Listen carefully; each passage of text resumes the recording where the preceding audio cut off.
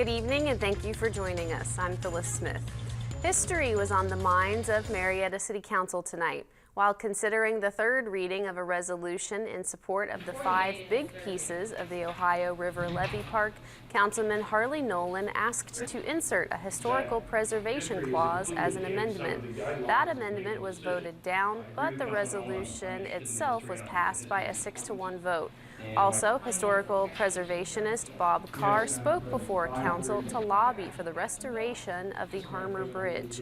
And finally, a displaced person spoke, asking Council where people from the Armory Warming Center were to go between 7 a.m. and 10 a.m. when they have to leave. No immediate response was given. More than half a dozen people were using the warming center outside the Council meeting tonight.